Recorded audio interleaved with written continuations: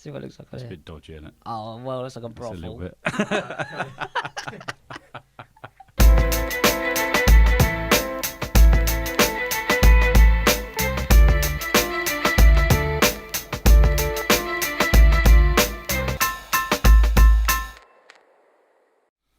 Hi guys, and welcome to How to Build Your Own Rome. Mark's phone just went off. Wasn't mine. Hi guys, and welcome to How to Build Your Own Rome. This is episode 5, and today And we're the talking about fifth fifth take. We're talking about Jordan Belfort, the Wolf of Wall Street, and we're going to talk about getting rich quick, the myths.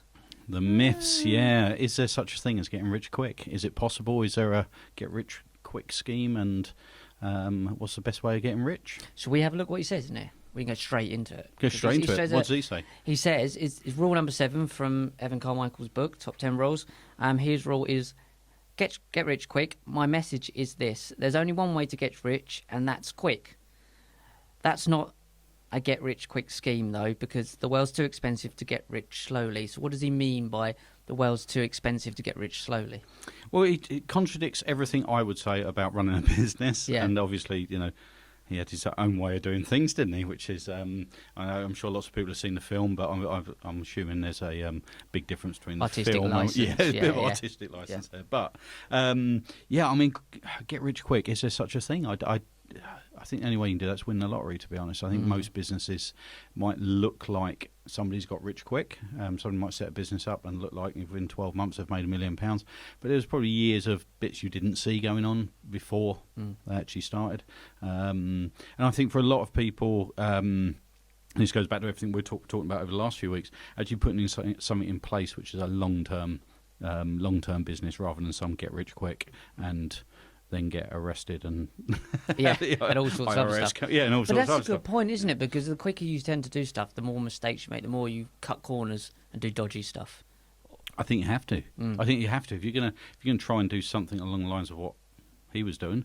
You've got to. You can't do it if you try doing it legally and you try doing it fast. If it's that simple, it's just so many people that would already be doing it, wouldn't there? Yeah. You need to set up something that's going to last a long time, not something, and that's the big difference. I think there is get rich quick schemes. It's called conning people, isn't it? Yeah, of course. You overpromise, underdeliver, take lots of money, and you That's it. never run a business again. And the people that are trying to sell you a get rich quick scheme are the ones that are conning you. Yeah, of course, because I mean, if it was that easy, why are they selling the idea? Why don't they just go and do it? You know, it's So we've had that discussion, haven't we? Why is someone who's worth 13 million trying to sell you a £49 course? I see. Now that's the other end of the scale, isn't it? I don't get that. Well, no, but that's why they're worth that money. Normally, with those people, when they're offering a £49 course, when you go on the course has very limited content, and from there you can go on to be coached by them at a very high. It's literally high a corridor. Isn't It's it? like a corridor to getting more money out of you, which is fine. It's not. I mean, it's not a. Yeah, I'm not saying it's a bad thing. It's a way of getting people to come and find out more about you at a sensible price. They can find out more about you, and if they want to continue working with you, obviously. And they want to one-on-one rather than a group sort of sit in, then it's going to cost them more money. There's nothing wrong with that. My thing would be things like multi-level marketing and things like that. You know, you've got someone telling you, someone who's got no money at all, nowhere to live, no car, nothing, telling you how great multi-level marketing is and how much money is made out of it. Walking along, they'll come up to you with a leaflet for this multi-level, and they're in their pants. And it's always an opportunity. Just got their pants on. They've got where the rest of your clothes gone? It's always an opportunity. I had to sell them, but this is an opportunity for me to sort of bear the cold. I'm getting stronger inside. That's it. Yeah. Yeah. And if not, there's prison, so it's fine. 3 meals, and they'll give me a jumpsuit. And we see it so often, you know, multi-level marketers who class themselves as entrepreneurs and business leaders, and most of them are just struggling like hell. So I really struggle with multi-level marketing. I can't. It winds me up, you know that, and it just. It's not. They're not selling the product. They're selling the sales. That you become a recruiter, don't you? Oh, what percentage of multi-level marketing, right? And what percentage of your customers do you think are just buying from you because they feel sorry for you? Oh, 90%. Do you reckon? Yes. It's just like family and friends buy from you because they're trying to help you out and get you started. Yeah. Yeah. Yeah, they're trying to support you. I don't know. I don't see. There's such a limited number of people that ever make any money. But you're out not of it, selling the product. So say I come to you with a multi-level marketing. I'm not trying to get you to buy the product. I'm trying to get you to become a salesperson. Sign up and become a salesperson who can then go and get it's recruitment. 10 other people to sign up. Yeah, so, that's why it works. And I don't see that as that's not get rich quick. I don't think that's ever going to be. No. For most people, it's not going to be profitable. And I don't see there's many get-rich-quick schemes out there. I mean, anyone that's offering you an idea to become a millionaire overnight for 50 quid, I'm guessing is lying. Yes. Would be my guess. I mean, people get sucked into it all the time. Of course they do. But you've got to ask yourself, this person's got such an amazing idea. Why is he selling it? Yeah, and why is he giving you... So that's the classic line, is I've got a tremendous opportunity. Opportunity, yeah. It's an opportunity I have an opportunity for you. Yeah, or I see you as an opportunity is probably what they're thinking. Yeah. That's quite clever, Danny. See what I did there? I turned the words around and I made a thing out of it. But let's see what he actually says, though, because let's go a bit further into it. It says, what I mean by getting rich quick is that there are certain things that you have to know. On the inner game of wealth, how you manage your emotional state, your beliefs, your standards, your focus. And on the outer game, entrepreneurship, sales, marketing, how to develop multiple streams of income. A lot of hard work goes into getting this lined up, but once you have it all lined up and you've done the work, then you can make money very, very quick. So what is he saying? The money part of it, the making the money is quick, but you have to do all the prep. The prep work. Yeah. And I think with one of the things that he's very adamant on is knowing what you're doing. And that's why I say that. I don't, obviously that sounds obvious, but for a lot of people go into business and don't honestly know what they're doing. They've got an idea. They don't really know what the end goal is. They don't really know how they're going to get there, but they've got an idea, which is quite good. They haven't done their prep work. They haven't educated themselves on the marketplace, their customers, or people we've spoken to. People who, one of the things we do here at Success 4 is we help people who are launching businesses. And the amount of people that have come and seen us, and we've sat down with them and spoken to them about who their ideal client is, and they haven't got a clue. No idea. What their end goal is, what their stepping stones to get to that end goal. All they've got is an idea, and they want to go with it now. And I think reading that, I think what he's really saying is, do all the prep work, learn all this and everything. The making money bit is at the end, and that's if you do it right to start off with, that can be quite quick. Yeah, the profit bit. I think. Yeah. I think what's one thing we've kind of come across recently is people that they have a great idea, but they don't sort of balance it out. Is it going to cause more problems than the idea's worth, the problem you're solving is worth? Yeah. So you actually, along the way, you cause a whole wreckage. You solve this problem, but you've actually going to have to pay a lot of money out to solve these other ones. Is it worth solving that problem? I think is. Well, this is quite a deep question. It's part of the business plan, really, isn't it? It's with every business setup, really, you need exit strategy.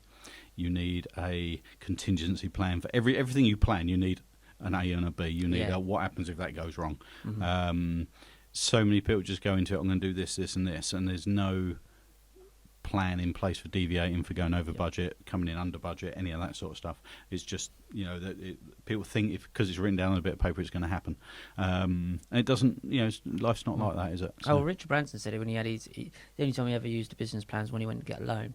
Oh yeah, and he's never looked at it since. When you need money, which is, for most businesses, that is correct. Yeah. When you need to borrow money, that's the only time you need to do one. So it's a bit of a strange one. It's a bit of a strange one. So, if anyone's seen Wolf of Wall Street, I'm not sure how true that is. It's a little bit like the social media, Danny, the film. That's kind of a lot of fluff in that as well. I think it'd be boring if it was just like that. Just like turns up.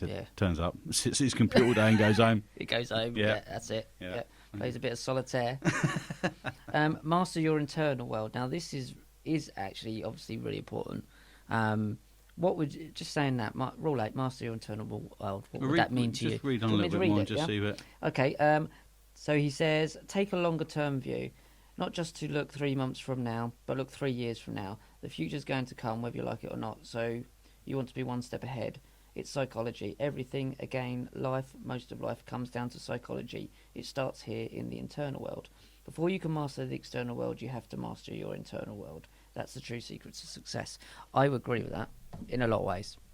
Cool. Because I see a lot of people, they get to where they want, musicians and film actors, and then they'd implode because they're not emotionally stable enough to deal with the success, that level of success.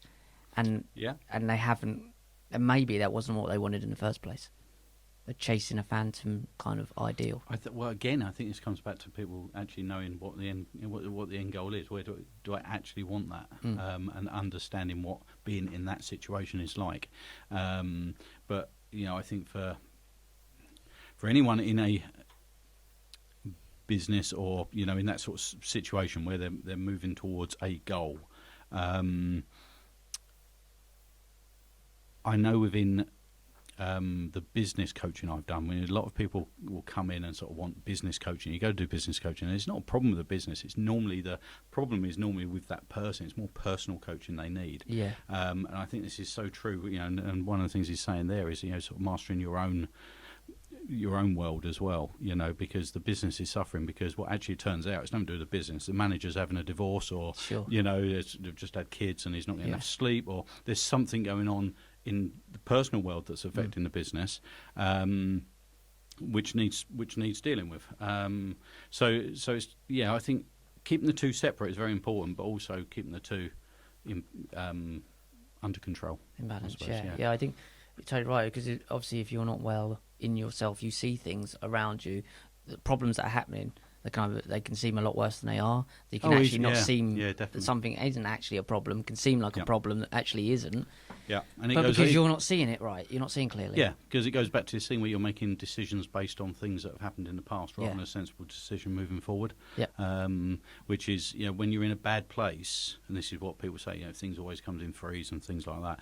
Is basically, I mean, if you've had a bad morning, chances are, if you carry that as baggage into the afternoon, you're going to have a bad afternoon as well. And if you then go home after work feeling a bit shitty and a bit, pent up, you're probably going to have a bad evening at home with the family. Sure, so, it is going to come in threes. If you are able to deal with it, nip it in the bud first thing in the morning, and go into the afternoon in a better frame of mind, the rest of the day will be a lot easier. So what he's saying there, and in both terms, is the prep work behind the actual getting rich bit was the culmination of learning the business side, learning his inner demons and controlling his inner demons. You did all the prep work as a person, as a businessman.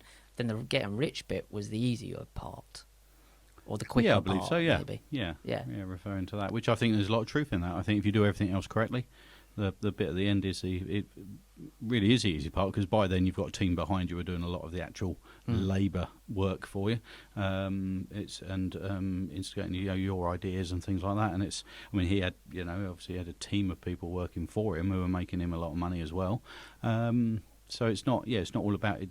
It's not about you anymore. It's about the team you've put together. It's about and again, it's that planning to move forward. So that totally makes sense. So basically, we learn from that is to just put the prep in, learn what you're doing. What you're doing, you're not suddenly don't class yourself as a entrepreneur until such times you've learnt what it's all about, learnt the skills needed, and you've actually done it.